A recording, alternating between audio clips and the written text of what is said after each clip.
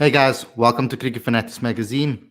This is your podcast show. I'm your host Khalid Mohidin, and this is the Fanatics Call In, where we get all fans to join in on the conversation. And we have an amazing panel for you to be able to discuss different topics in cricket. And it's basically a laid back conversation. We're not going to try to be too serious, but there are going to be some serious topics that we need to discuss. And I think, as you can see by the headline of this, how does cricket in South Africa survive? Because I think at this moment we are kind of all on lifeboats, floating towards cricket at the moment, trying to get our feet back, trying to support the sport that we all love from a young age. And I think it's different generations actually coming out there and trying to do the best that they can to support this amazing sport, particularly in South Africa. Getting people to fall in love with the game and obviously spread the game is our power, and this is what we have as fans, and we need to be able to spread this amongst all of us. And I'm trying to give you guys as a publication a platform to speak your views. So we got a massive panel for you today, and I'm really excited to introduce everybody on the show. We're going to be talking about what sort of things can we do as fans to improve the game of cricket and spread the love of the game. We're going to be talking about what we can do at club level, what we can do for the women's game, how women's cricket can keep South African cricket alive, because actually that is going to be a key factor, as well as different generations and how they are going to give their opinion on what we can do to improve how the media portrays cricket and how we as a publication are going to portray cricket. But before we get going, guys, well, you know what you got to do. You got to click that subscribe button, click that notification bell for all future videos. So let's get into it. Let's introduce you to the first couple of guests on the show. We're going to be bringing them on slowly but surely as we go along. So we've got Aditya on the show, which you've seen on plenty of shows with us, obviously with the IPL, and obviously as well when we talk about the Proteas. So we've got him on the show. You're going to get used to this face, Emily Norris. We got some exciting news that is coming up. We're not going to talk about it yet, Emily. Let's just keep them in suspense. But some exciting news coming forward. And we've got Alicia, who was a fan favorite the last time around. And so awesome to see all of you guys here. A massive, massive talking point over here that we're going to talk about.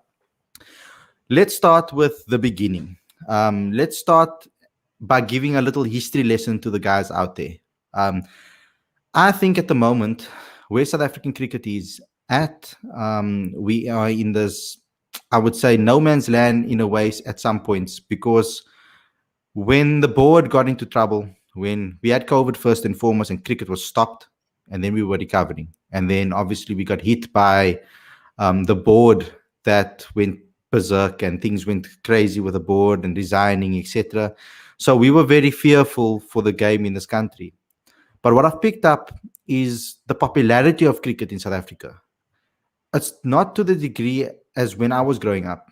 Like there used to be those times when we would rush to the field, or we saw a player walking in the mall and we'd rush to him to get a signature. You'd want the likes of Herschel Gibbs, and you see them for the local teams when he was playing for the Cobras, etc. You'd run up to him, want to get his signature, want to get a photograph. It was the nostalgic feeling of just having your heroes. I don't know if you guys remember, but having those cricket bats with all the signatures on. You used to get those little cricket bats and get all the signatures on. I mean, those are the moments that we want to get back into the sport and keep them alive. But Aditya, because you are from India and you won't have the similar type of nostalgia with regards to South African cricket, because obviously you didn't grow up in South Africa, I'm going to start at the bottom of here and just ask you basically, let's start with Licia. What can we do in South Africa to keep the sport alive? I'm trying to think, what haven't we done? I think promoting the sport so much more, and like especially from a woman's perspective, we need to see more women's cricket played on TV for those that can't watch DSTV and stuff, and have more female coaches. Like I'm all for pushing the females right now. So that's my take on it. Yeah. Emily, in your I mean, you a cricketer as well, like Lisha is, and obviously you're also a umpire as well, and you are hectically in love with the game. What has kept your passion alive? What do you think we can still improve with regards to the popularity of the sport in South Africa? I mean, I've always been, as you know, I've always been passionate about the game, and I think I mean, my passion has continued because of just wanting to always play the game, and sort of when I don't play the game, then it's like I miss it too much to not play. So I think that's just what keeps me wanting to play. And I think going on what Lisha was saying, like we need to promote the female game more. I think there need to be more female tournaments, like in Mzansi, you can have a female one like that, you know, have, I don't know, more local female tournaments just to promote the game more, especially amongst females. Yeah, I don't know. I think just definitely just promoting it more in terms of females, and males, I guess, but mostly females would be good. Yeah. I'm going to bring on the twins now as well because they have been quite a popular duo on the channel. Look how surprised they are already. But girls, I want to ask you a particular question, and what we're talking about is basically how we're going to be keeping cricket in South Africa alive. But you two, as fans, what has been accessible to you to be a fan in cricket? What do you think can be improved with regards to you as fans trying to support the game?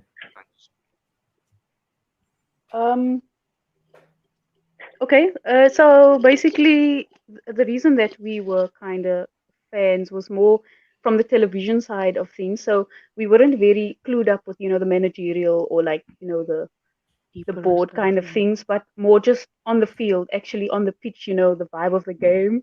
So yeah, I think it was just more about the team spirit and yeah, just more on what was outside or brought forward from the media side. So I think we miss out a lot on what's actually going on behind the scenes, but I'd say that was the main window for us to see. Yeah.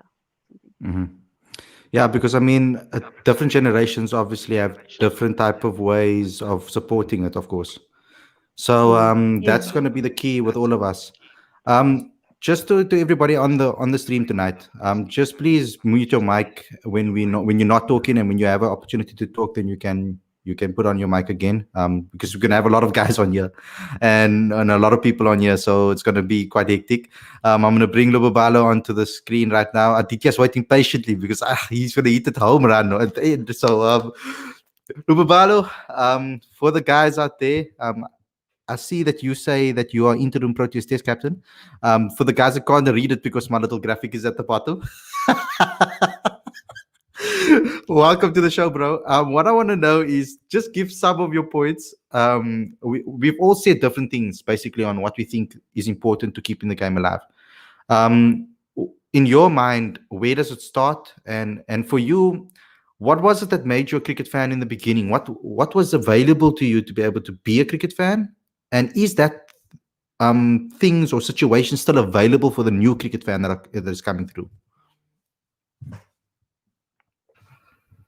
Okay, thanks. Hi everyone.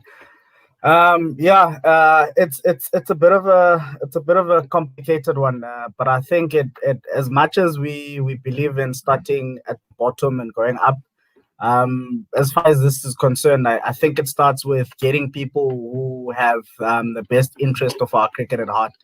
I think that's where it starts. We can see at the moment that there's a lot of stuff going on within board and stuff and all those things. People like to call it politics, which it is politics. But I think it starts with having a board that has the interest of South African cricket at heart. It starts with having people who are passionate about the cricket, people who are not there just because they can be there, but people who are there because they want to make a change. And then I think once you have that sorted out, it's sort of going to filter down to the fans. And now you'll get fans are going to start falling in love with the game again, because the fact that there's so many things going on, it sort of puts fans off. And then, I think once we get that right, then fans are actually going to start coming in. But I think one way that fans can actually support our cricket is by going to the matches when stadiums, especially. We need to start coming out in numbers and supporting our domestic. And then for me, what was there for me, I think it was growing up being a cricket fan. I didn't have cricket where I stayed. I actually had to leave my province and come to the Eastern Cape for me to get an opportunity to play cricket.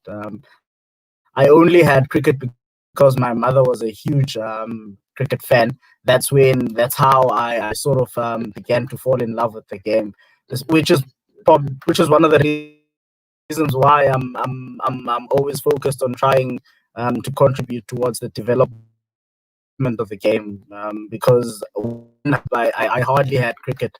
There was no cricket in my area. If you wanted to play cricket, you had to out 150 rands just to go and come back to have access to cricket.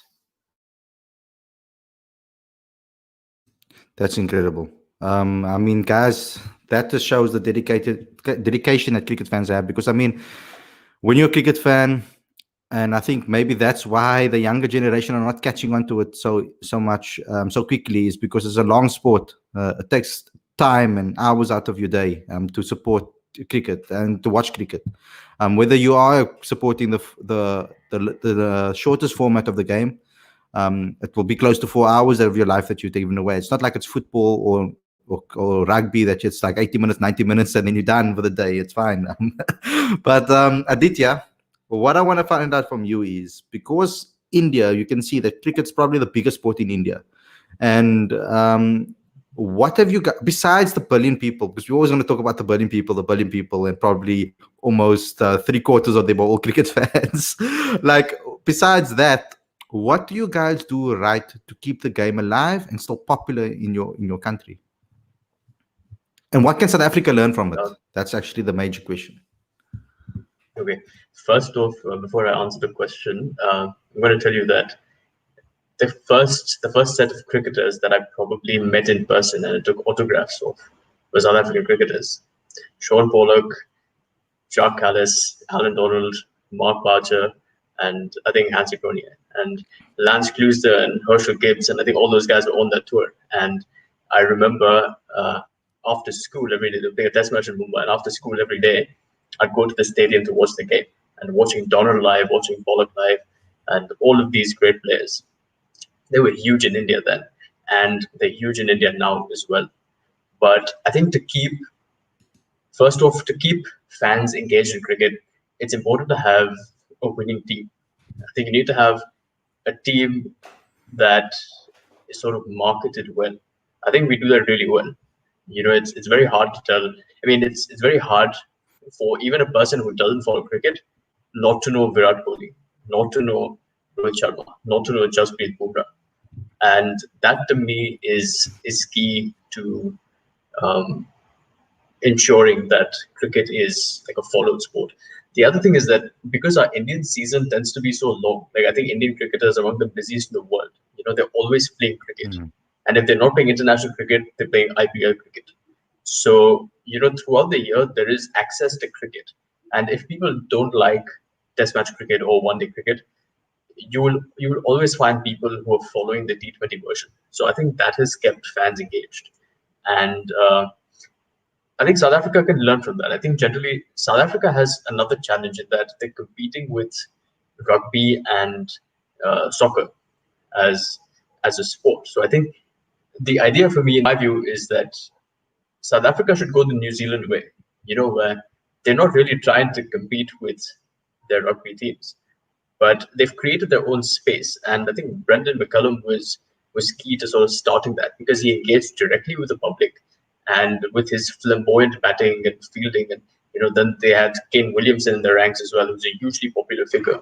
I think they were able to create, you know, their separate space for cricket. And I think South Africa could sort of adopt that model. And there's more than enough talent in the country to be able to sustain this popularity. Yeah. So I'm going to bring up, so how the show is going to work. And for the fans out there, if you guys want to call in, the link is in the description. I'm going to post it as well. If it is that I think, yeah, okay, cool. I'm going to post it in the comment section as well in the live chat, so you guys can click on it to come join in and give your say. But what I'm going to do is I'm going to basically bring up points, and then you guys can just put up your hands and just say that you want to speak, and then you can all just have a free flowing conversation. I want to try to do this a little differently, not ask each individual person question. I want to open up a forum and let's have some conversation about this and debates, because we need to get some views on these things. I want to hear Lubabala say something, and the twin style Lubabala, hey, you're talking nonsense. You know what I mean? That's what we want to see. That's what we want to see on the show. We want to see some conflict, but also we want to have a good discussion. But there's something in the comments here that is very, very important before I get to the points that I want to raise. And Tahsin says we have to get the politics out of the game. That is first and foremost. The second major thing, we haven't had a major cricket event here in a long time. It's long overdue. It's much needed here to bring back and generate interest. Now, Lubabalo, you have your hand up over there. What do you want to say about it? It's just a quick one. You know, I've heard a lot of people say we need to have politics and sport separated. I believe it's not possible. Even when you do the study of the sociology of sport, they will tell you that there's actually no sport without politics. It just depends on the type of politics that your sport has. A lot of people tend to think when we talk about politics, we are talking ANC, DA, and that's not it. Politics is much broader. It goes beyond elections and being lied to by politicians. Politics are actually everywhere. I'm sure the Twins have politics among themselves as well.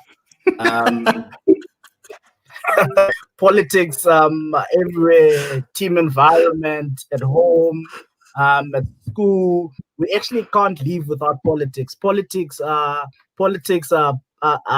part of who we are. So selection meetings, whether you have quotas or not, selection meetings, there's politics there. The fact that we have to sit down and argue about whether we should pick someone who averages 40 or someone who that's politics. I think that's the gist of things that we need to understand, that politics are everywhere. We cannot do away with politics in anything. We need the right politics to be involved, basically.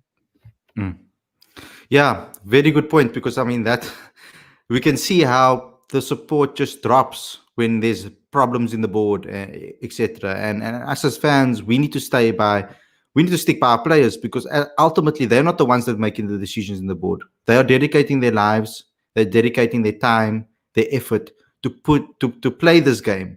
And it's one of the games that you have to dedicate majority of your life. And Licia can speak about that, and as well as Emily and Lubabalo, he knows from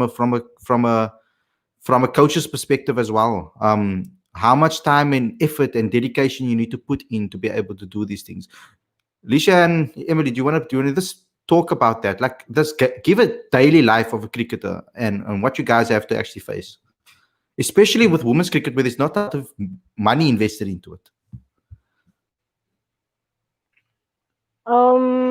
It's training 3 to 4 times a week, and then for me, I do scoring as well. So weekends I'm completely unavailable, and during the week, like I said, it's training, and it gets tiring physically and mentally. You get tired, but then you have to sometime remind yourself that you're doing it because you love the game, you know.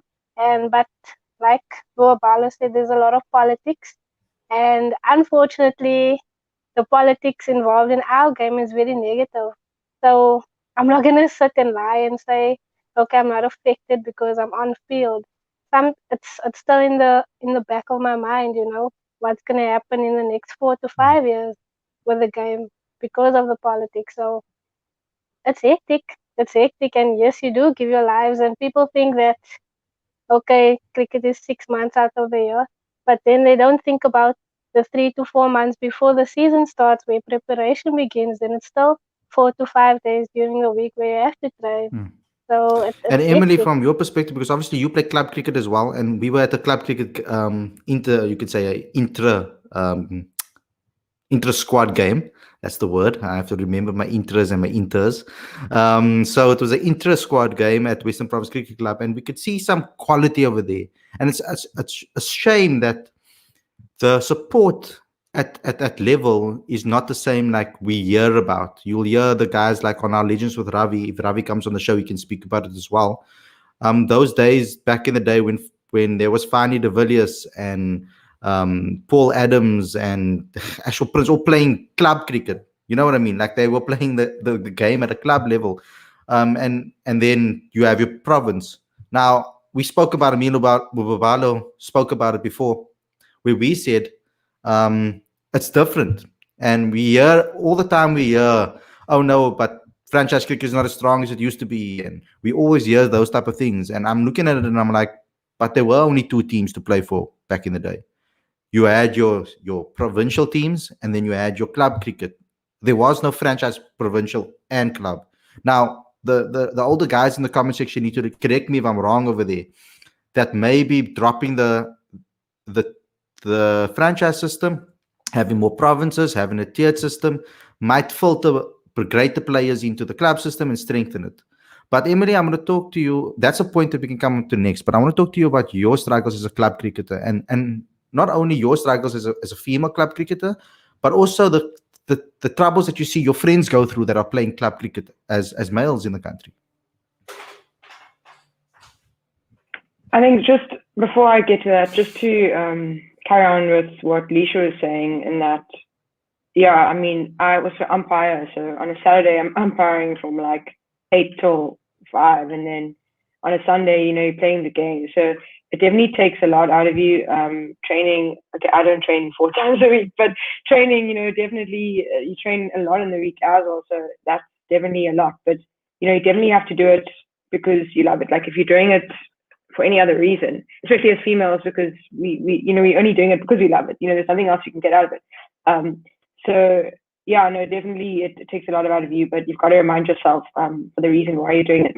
And then yeah, to get to your point, Khalid, about club cricket, I don't know, I just yesterday when we were watching the game there, okay, obviously it's different now in COVID, but there's definitely been before COVID as well, there's been not as much support as there used to be. And I mean, I'm not sure why that's the case. I know that if a professional player comes back and sort of plays for their club, there'll be more people that show up because they'll hear that, you know, there's a pro tier playing in the club. But I really don't know why the support has been so much less.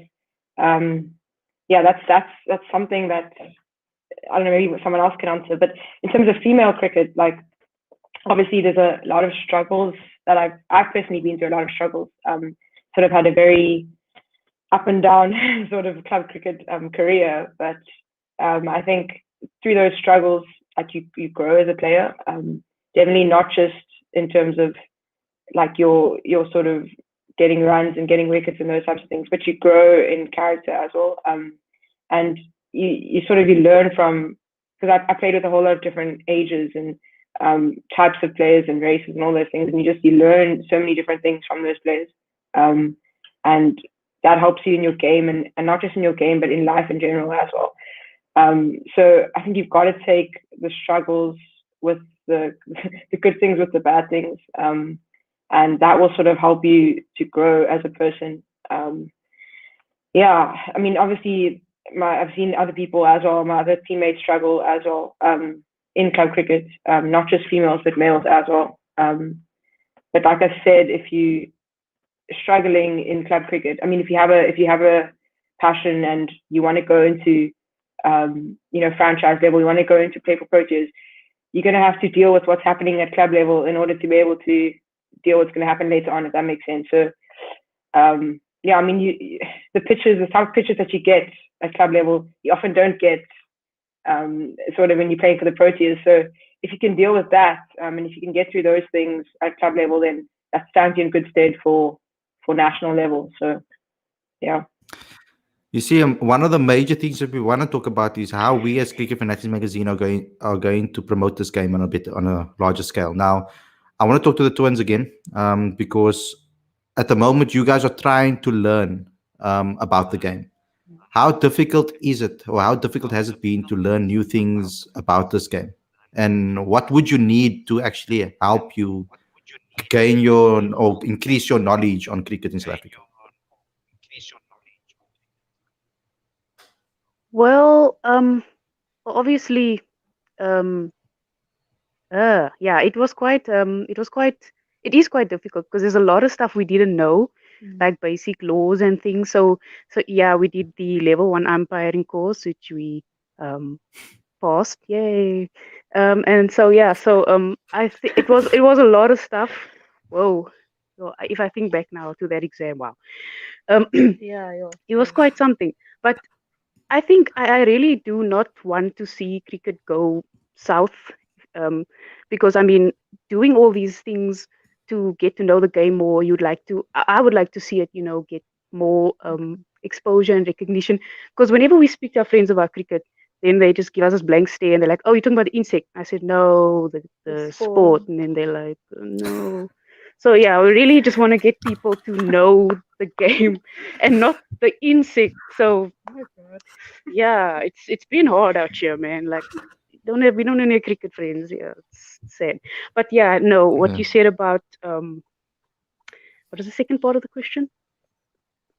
Yeah, so basically, if there was more opportunities for you to watch the game in your area, etc., Yeah, would help you like yeah. gain love for the game? Yes, it would, because I mean, for instance, with the domestic cricket, like we're not getting any visuals, or I don't know where to watch legally. But it would be good if we could somehow get the games, legally get the games, watch it, and not get forwarded videos.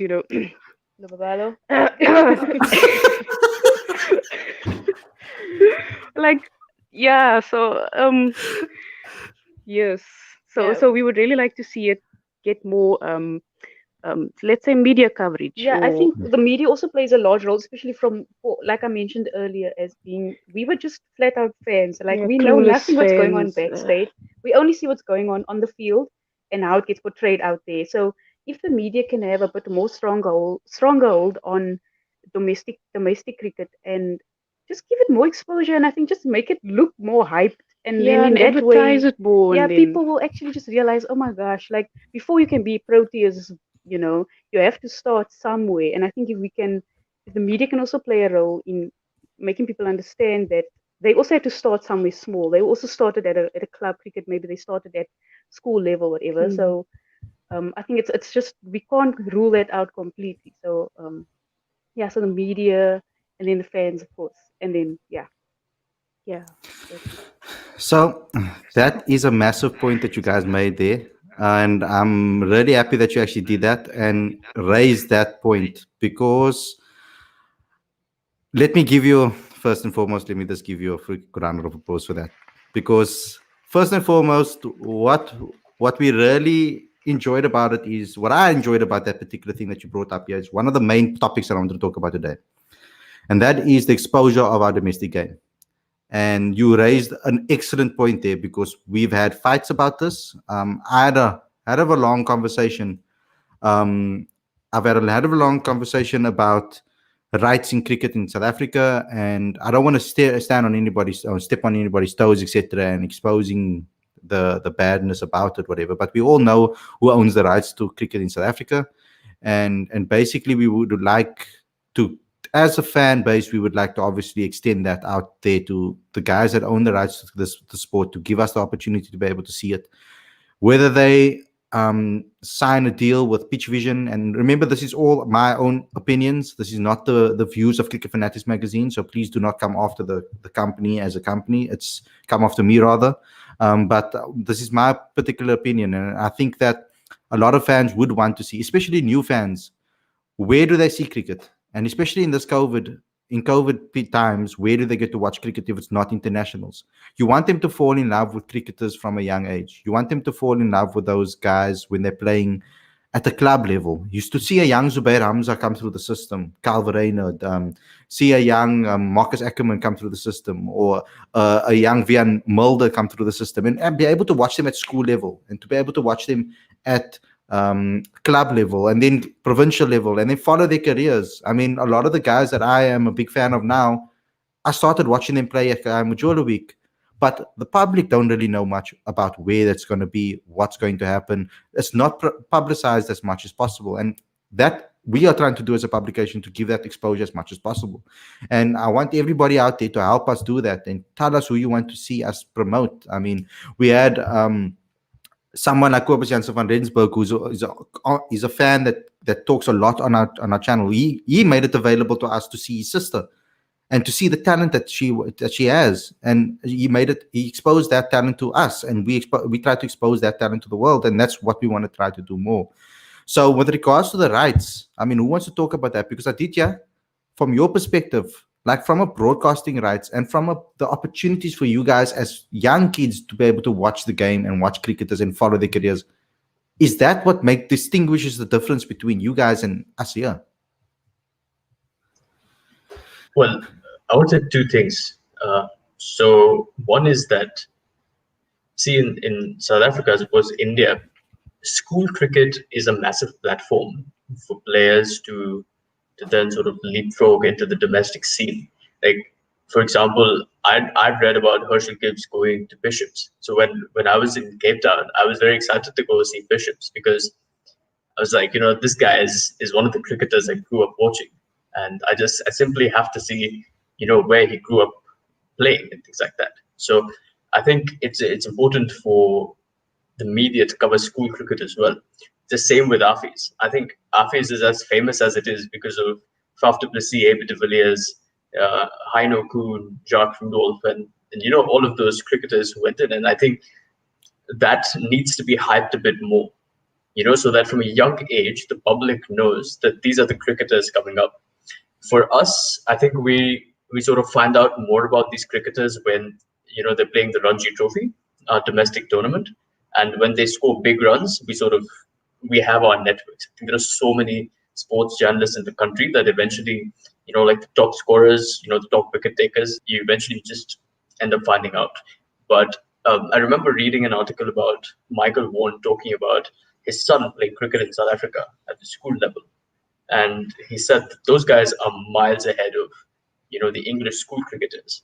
So there's obviously talent there, there's obviously standard there, but it's important. Marketing is important. In this day and age, marketing is very important. Because I mean, from my perspective, I mean, the talent at school level, it's really there. I mean, I'm stumbling over my words here. Rondebosch and Bishops are around the corner from each other, and John O'Bird went to Bishops. Leon Botha is another young up-and-coming batsman that went to Rondebosch. And the ability to be able to see those two players play the sport with the at the level that they are playing at. I mean, I saw John O'Bird's clear almost 2 rugby fields. He hit the ball that hard and that far. I was like, to be able to see that at the school level is ridiculous. Like, and we support our rugby. If you go to a Rondebosch versus Bishops game, it is full. It was more full than the Super Rugby game. like seriously, we had the Stormers the last couple of years. It's packed. You can't find parking. You have to park in the roads around the school. The amount of people over there, it's insane. The way it's supported is insane. Like, we need to be able to get that type of vibe for cricket too. But I think it lacks. We are lacking the education at a younger level to get these kids into the sport and to get them loving the sport. That's the problem over here. I feel that the younger generation don't have enough opportunities to be able to see the game and to see these players in action. And that's going to raise a point that I'm going to bring up after Lubabalo.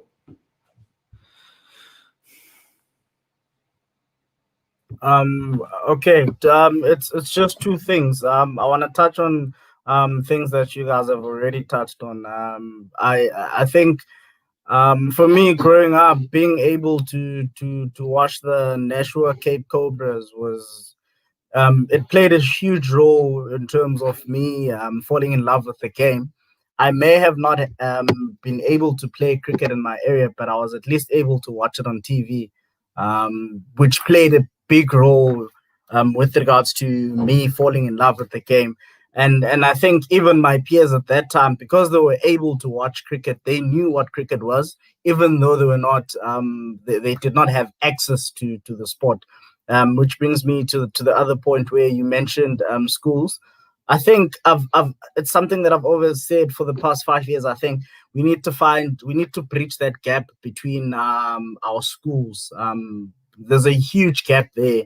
You find that there could be a school that plays cricket, for instance, here in Port Elizabeth in Motherwell. But when you take that school and say, let that school play against a grey side, the two schools are in the same area, but I'll tell you now, the standard of cricket between the two schools, you'll see, because Grey has the facilities, it has the coaches, they have everything they need for their cricketers to become really good cricketers. But now, what about the schools in the locations, the schools in the rural areas? Do they even have a coach that has passion for the game, a coach that will come out and say, let's go practice and take the practice seriously? Because I can tell you now, most of the schools that are in the so-called disadvantaged areas, you'd find that the coaches there, it's just a teacher who coaches because, well, he has to coach, because if he doesn't coach, the principal's going to shout at him.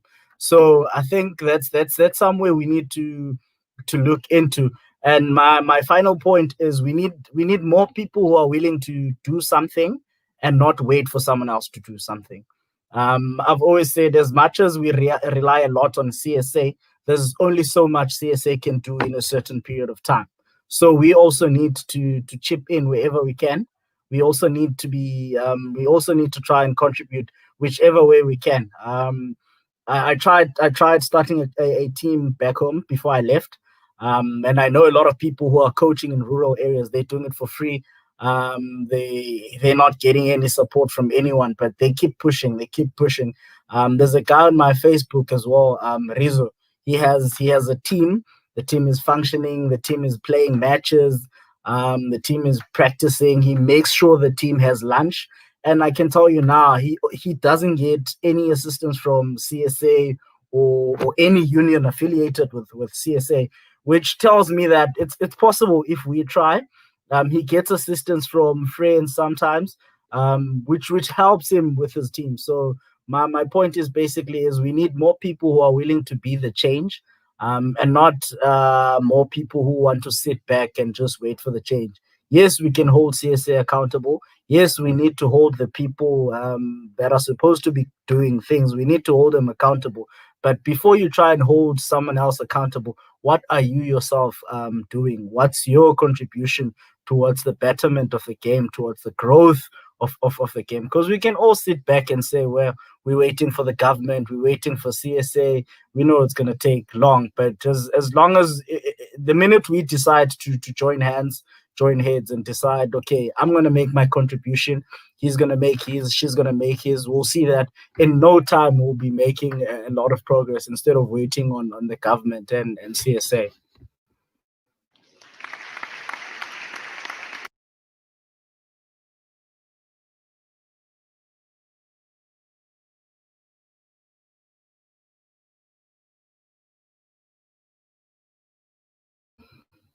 Unmute your mic. Unmute your mic, Khalid. Oh my God.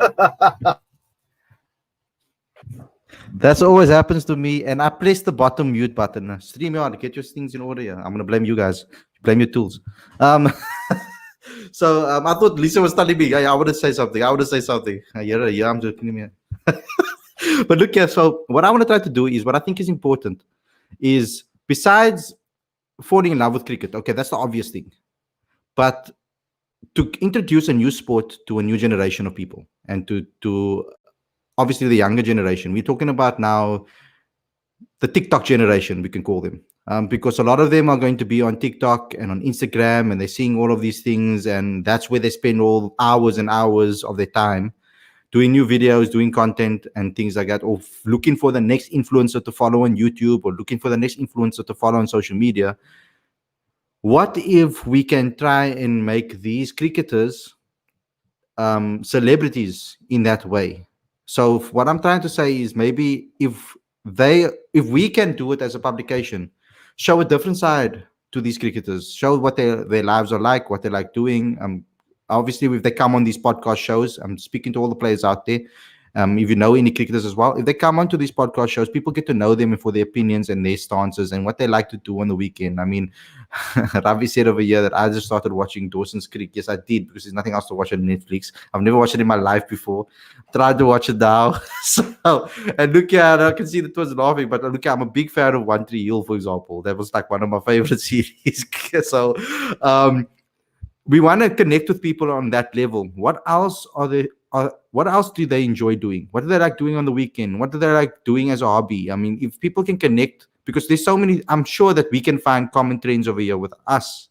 Maybe there's a couple of us would have one thing that in common that we can chat about for ages. I know me and Ravi, when we chat together, we talk for hours about the Marvel comics and about DC comics and all those nerdy crap that nobody else cares about. But we can go on for hours. If they can find that type of connections with people, people will start to fall in love with them as influencers. And if we can do that, and they can get a following on social media, automatically the people are going to be interested in what their job is, what they do for a living. And automatically people will just go to want to meet them by going to Newlands, by going to their local cricket ground, or by going to their club to get to know these people. And then they'll go want just to get a photo with them or signature with them. Once they're there, cricket has that vibe that it just, what is this? I'm interested. What is this game? What is happening? What are they doing? What's that ball? What's the wicket? What's this pitch in the middle? What are they doing?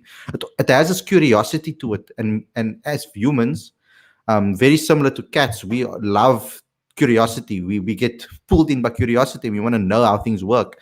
And I think that will automatically happen if that takes place. Aditya, you wanted to make a point. I don't know if others went on a whole different spree there. I don't know what I was saying half the time. But look, Aditya, from your point of view, what did you want to say? So, one thing I wanted to say was that we need to find a way to sort of publicize cricket in such a way that it sort of brings in money. In like Indian cricket wasn't at the pedestal that it is at now till India had won that 1983 World Cup at Lord's. Cricket was not the popular game that it used to be, but that World Cup win got a new generation to fall in love with cricket. That inspired Sachin Tendulkar to take up cricket. And when he did, it can be said pretty safely that Sachin Tendulkar was that guy who brought the sort of money that Indian cricket now has, because he had an international following. And part of it has to do with the media and the fact that like Indians tend to sort of hero worship Sachin Tendulkar.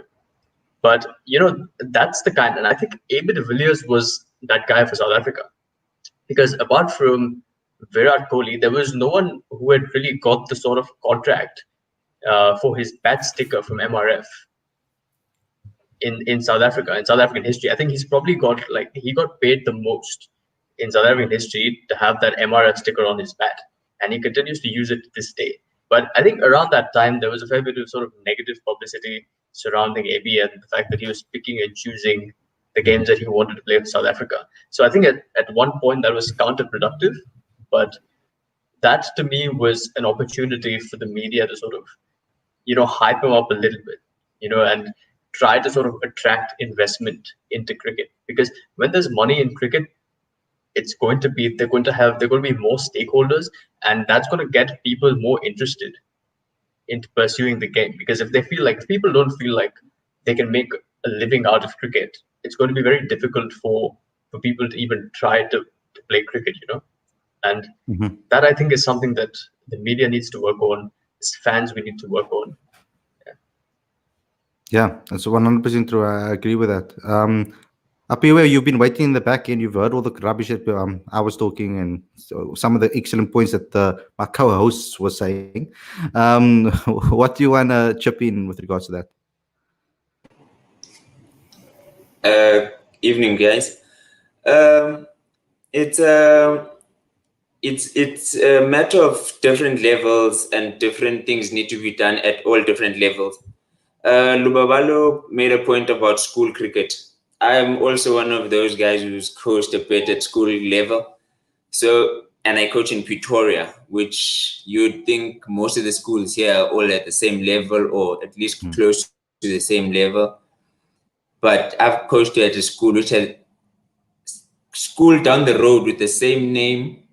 Just one had an Afrikaans, one was English school, but the level of equipment and the love for the game, the funds put into the game, there was a big gap, and that's just in Pretoria, 10-minute drive away from each other. Sure. I come from from a rural area where there's absolutely no cricket. When you talk about cricket at school, the children know nothing.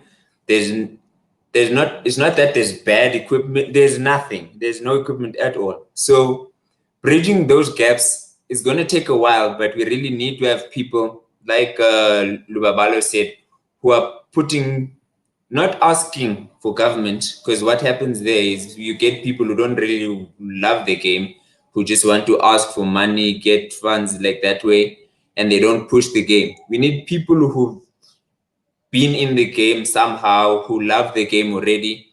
Go back to these local areas once you've made it or have enough funds or something that you can put back in. Because I'm in Pretoria now, so once I've made a career of some sort, I can go back there with that little bit I've got, have a few friends who have also been, maybe not Pretoria, who have gone to Joburg, come from Eastern Cape, who also have this love for cricket. And we push it that way, because waiting on the government right now, it's been too long and we're going backwards and not forwards in some cases. So we as a cricket loving nation, cricket loving public who are already in the game, we also need to push here locally around each other, push each other to play games, social games. I play LMS. I was at a game this afternoon. LMS, get people into, it doesn't have to be straight into test cricket, because people don't want to watch 5 days of cricket. You don't know anything and you have to sit for 5 days. I think they struggle with that. So we have to get them into what we don't really, as some cricket lovers or cricket purists, feel is the best form of cricket, but make them follow. T20 is a very good thing. I was so happy when the MSL, the Mzansi Super League was broadcast on SABC3, and most people could get to see that. Because as Aditya was saying, that's where the superstars are. That's where, because it's hard to go into a sport and follow someone who's you don't know. But now everyone talks about AB de Villiers. Everyone's talking about Kagiso Rabada, Dale Steyn. Those are the guys you want to see and see the sport at its best, if you get what I mean. Mm-hmm. Start there for the guys who don't follow the sport. It's easy to see. It's more enjoyable to see AB de Villiers go crazy and do his nice things. And then that can hook you. An innings like that can hook you. See Dale Steyn swing it around circles, that can hook a guy into a sport. So broadcasting the T20s, then into the test matches, then in future we can go back to my domestic cricket and for the Proteas being shown every time they playing.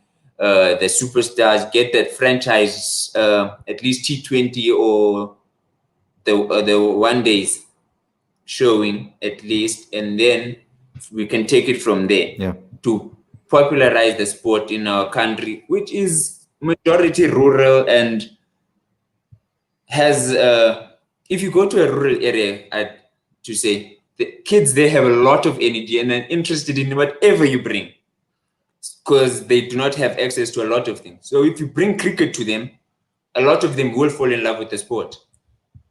If you bring it to them somehow, they've got so much energy. There's so much passion for anything that you knew, especially to them, because they've not been exposed to anything but soccer, which is not bad. Soccer is also a good sport, but a lot of kids in the rural areas just know football, So any sport that you bring to them is new, Yeah. and they're It's very, also very interested. it's also easier to pick up a sport like soccer because you don't need equipment and you don't need a pitch. You don't need nets. You don't need to practice. You don't need bats. You don't need helmets. You don't need pads. Like, the amount of money that goes into playing cricket is it's ridiculous. Just to keep the pitch in good condition, amount of money that needs to go into that is phenomenal. I mean, you hear stories about when Heinrich Klaassen told me, for example, that he used to roll. Him and his father and his brothers used to roll their own pitch at the local field. And I mean, he never used to watch cricket on TV. It was watching his brothers and playing with his brothers that got him into this game. And that love and that picking up the game like on that level is it's been difficult. And we need to do that as a publication. That's our right. Everybody on the screen over here today, that's what we are going to be doing as much as we can to give this game a promotion to every walks of life. And that's very important that we do so, because I think that the T20 game is a good place to start with the younger generation. And even though a lot of people say no, it's not the purest form of the game, and the IPL is useless, and I wonder who says that though. I think it's the perfect opportunity to maybe get the younger kids into it because they have short concentration spans. We know that everybody wants to play PlayStation. They can play PlayStation for 4 hours, but to sit in the field and watch a couple of guys hit the ball, they can't do. It's just something that's different. So what we need to do is, I think that if we can bring that T20 competitive T20 cricket, because for example, I know that Rondebosch and Bishops, for example, have a day-night game every single year. A massive day-night game where all supporters can come watch in a proper, relatively good cricket stadium, you could say school cricket ground, and people can come support. And there are places for them to buy drinks, and there's places to buy a tuck shop to get things together. People can come together and support and watch some competitive cricket. We need to get that in all cities and all schools, etc. And opportunities need to be given to the right people at the highest level. And I think that bursaries at top schools, we can't have schools like Affis and Waterkloof and Menlo Park and all of those guys that ran into problems with transformation in the past. We can't have that happening anymore. We need to be able to give these players the best opportunities at school level so that they can play against the best and get the best facilities available to them. Now, I'm going to bring on Abai quickly to say a few words, because he's someone that is a good example for everybody out there that is a cricket fan. And you don't have an excuse if you're in South Africa and to have an opportunity to watch cricket or get in charge, because cricket in America is a young sport. And for him to be able to pick up the passion and gain the knowledge from where he's at. Abai, give us your history and how you fell in love with the game initially, and give them some tips. Give people some tips. So guys here in South Africa that maybe don't have a TV, etc., or they just have an internet connection, or they are trying to start off learning about cricket, give them some tips on how they can do so. Yeah, so I started watching. Well, the first cricket I watched was in 2004. That was my grandparents over in India. So that's how the whole thing began. But I would say my passion for South African cricket, it started around when I watched them in the 2007 World Cup. So that was it was great to watch them make it up to the semifinals. But then the thing that really got me intrigued in South African domestic cricket was when I saw teams like the Cape Cobras, the Highveld Lions, the Knights, the Dolphins, all competing in the Champions League, and I got to see a few players that I had never even heard of before, and I was like, okay, these are pretty talented guys, and I want to get to know more about South African cricket. And after that, plus I enjoyed the brand of cricket that Graham Smith's Test team played. So that's what really started things off with me and becoming a Proteas fan. Only recently, it's been great to hear that Willow TV signed a new broadcast deal to telecast more of South Africa's games. But yeah, going back to the domestic scene, when I do all these daily wraps, I don't get to watch any of these highlights because they don't even air here. So the most I do is They don't I even just go air on- here, Abai. What? They don't even air here. Yeah. Well, the most I do is I just go on ESPN Cricinfo and I just try to put something together based on what I see on the scorecard. Yeah. And that's the problem. We need to get this on our TVs. And whoever's listening out there, please, let's do this. Even if you're going to show some extended highlights reels of it, at least do that as a starter. You don't have to show the full 4-day game if you think that you have other program that you're going to make money off. But at least show some highlights reels with regards to that, so that people can get into the game. I'm going to give everybody an opportunity now because we're running out of time, and we will do a part 2 of this. It's not a conversation that's going to this end. We'll probably do a part 3, part 4, part 5 of this down the line. This will be a whole series. We can talk about this forever. But let's just go around the screen, starting at the top with Aditya. Just name one particular thing that you would like to change, or you'd like to South African cricket or people in South Africa to implement. I think one thing that I would like to change is, the way the media reports on individual players. And I think back in the 90s and the early 2000s, I think the media missed a trick in the way that they reported on Herschel Gibbs. He was that one player in South Africa who, despite all the off-field stuff, he was that one guy who was a free-flowing batsman. He was attacking, in the league of Adam Gilchrist, Matthew Hayden, and Virendra Sehwag. But somehow, a lot of his antics, his game was not the percentage game. He was an impact player. And I think it should have been reported like that. Because, when you report on his irresponsibility as a cricketer, you're sort of putting him in a shell and you're encouraging a brand of cricket, a war of attrition type of cricket that, in my view, eventually led to South Africa not performing as well as they should have in multi-team tournaments. And I think that's something that's got to change, because world over, whether it's New Zealand or India or even Bangladesh, everyone is sort of coming out with that intent to express themselves. And South Africa, in my view, has sort of been a bit at the bottom of the log there. And the media can perhaps play a role in encouraging cricketers, to be more expressive, to play with more intent, and sort of not put them down if an impact player sort of goes out cheaply, because, maybe next time they'll come out even better. But it's important to keep encouraging players. I don't think too much negative reportage is good for them. At least not now, given the situation that South African cricket finds itself in. Mm-hmm. And we're gonna try to mimic that, Aditya. Obviously, we know we're gonna do things very differently for the England series and the England tour. So Emily, let's go with you. There's quite a few things, but I think I really would love to see like school cricket. So whether it's boys or girls, actually let's go specifically girls. Like it being a real thing, like not just something that's. I mean, obviously it can be for fun, but being taken seriously, like in schools. Because when I was in school, like female cricket was kind of just being, taken as a joke and stuff. And I'd like to see it as like it being like serious and people putting effort into it. And yeah, even boys cricket, just school cricket, like it being taken seriously, because that's like obviously where, it starts and it's the beginning of what could happen. So yeah, definitely that. And another thing is just also like the facilities, like Lubabalo was saying, just getting facilities for all types of, like all schools, all areas, like having the same sort of facilities, so that like it can thrive. So yeah. Cool. Twins, I want to hear from both of you, not one talking on the other one's behalf, eh?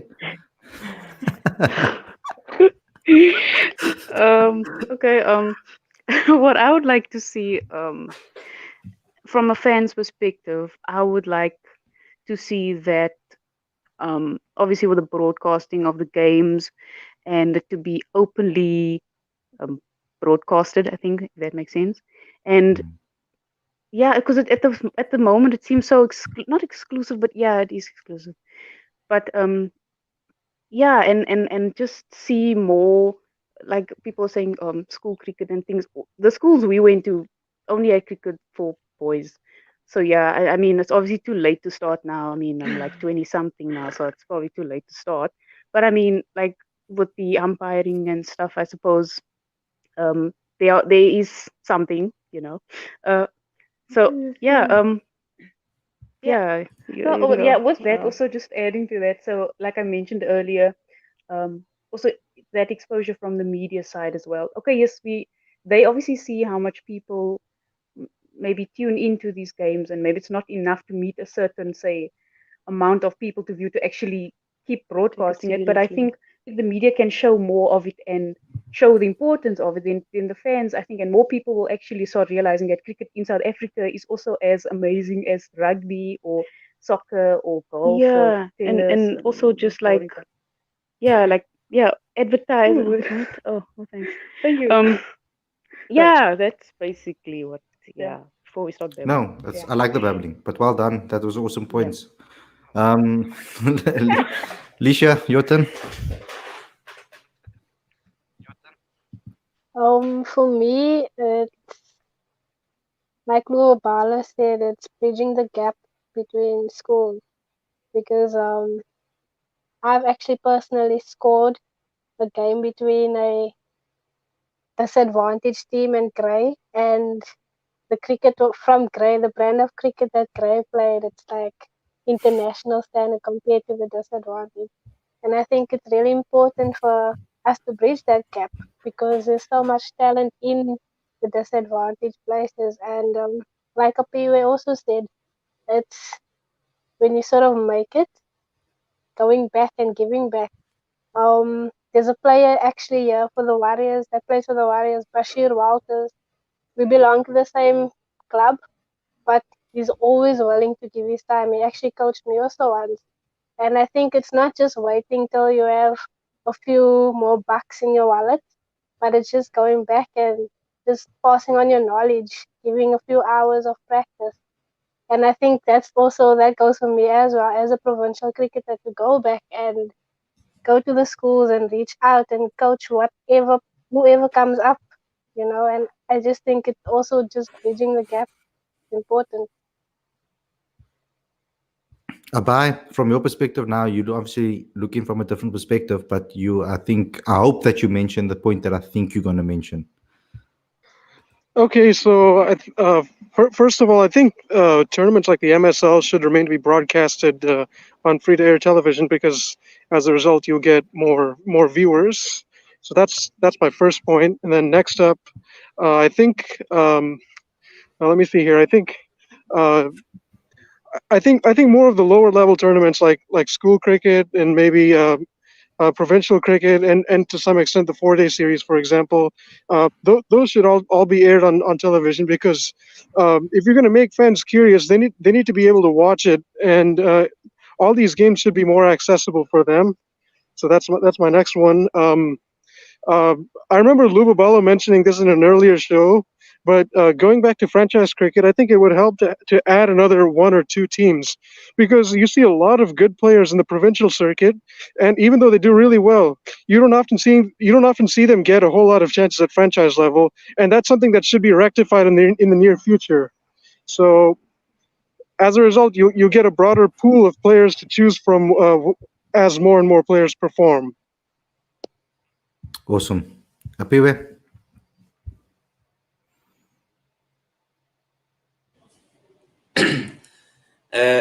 I think we need to get, as you said, Khalid, we need to get to know players personally. There was an interview you did on one of the shows here with Clinton, and it touched a lot some of us because the mother was supporting even though they didn't understand, which most of our parents were like that. So I think we need to see players as humans and give the stories behind most of these cricket, especially players of colors, because our country is very diverse. So everyone's going to have a different story. If we stick on the stories, one will pick up a story of similar to how they can relate to a story they can relate to. So don't just publicize the cricket part. How they got to where they are is very important, I feel, because a lot of children in the rural areas think they will never get anywhere. And I think we didn't use, especially Makai and Tini's story and life, and used it and publicized it even more than it was. Make it as big as it, because it was a big thing. How he got to the Proteas, how he got to playing professional cricket, being the biggest, one of the biggest sporting names in the country. I think we should have played on that a lot more. Make everyone, every child, even from the poorest of background, feel like it is possible. We all can. It's not just, yes, we all can make it in the end. So I think we need to look at players personally. Yes, talent wise also. And then we just need to get stories behind most of these players. And then it's easier to fall in love with them, not just the off drive and the on drive. Awesome. That's brilliant. Lubabalo, just finish it off fast. Take us home. There's quite a lot to say, but I'm not gonna say it all. A lot of the stuff that's been said already is it's true. But before I go to my point, I have something to say to the tweens. It's never too late. I coach a ladies team at the varsity. I get 25-year-olds that have never held a cricket bat. Yes, they've never held a cricket bat. They come, they join. As long as you have the love and the passion for it, I can tell you now, it's easier to coach a first timer that is willing to learn. Okay, it's easier to coach a first timer that's willing to learn than it is to coach someone who's been playing for 20 years and thinks they know better. This is coming from a coach's point of view. So it's never too late. You can even start playing cricket when you're 30. It's all about the passion, the love, and having fun. Sorry for being emotional there. As I said, I don't want to make it too long. For me, it's one thing. I think we need to make cricket accessible to all. Whether it's in terms of reporting, whether it's in terms of facilities, coaching, and things like that. We need to make cricket accessible to all. As far as ladies cricket is concerned, I think that's a different topic on its own, because I can tell you the challenges there. You look at the challenges in men's cricket. There's so many already, but when you look at the challenges in ladies cricket, I can tell you now, you'll think men are having it easier, because there's a lot of challenges in ladies cricket. Imagine playing cricket. You make a provincial team, but you only played 2 matches building up to a regional tournament. You'll be expected to perform, by the way. So those are some of the challenges in ladies cricket. I don't want to go deep into it. It's probably a different topic on its own. But yeah, mine is make cricket accessible to all.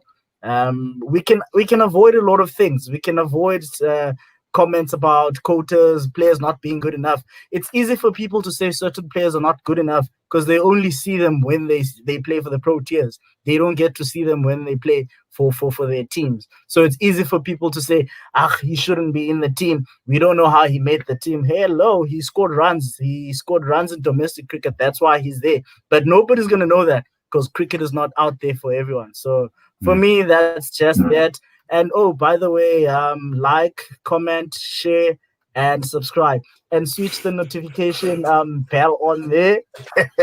Hope you enjoyed the show, guys. We definitely saved the best for the last. Thanks a lot, everybody, for tuning in. Nice and ceremonious. Yeah, thanks for everybody for tuning in. As Lubalo said, like, comment, share, subscribe, of course. Click the notification bell for future videos.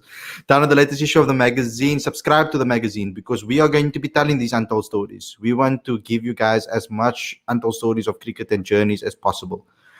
So don't forget to do that too. So subscribe to the magazine right now. If you want to get updates on cricket, cricketfanaticsmag.com, that's your place to go. We do loads of articles. We're going to be doing loads of content going forward for the England tour as well.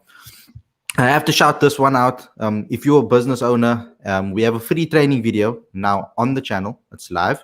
It's 3 steps to get sales online, even if you have a business that is offline. So it's a free training video where we're going to be helping you on how to start your own business, and obviously 3 steps to make sales online.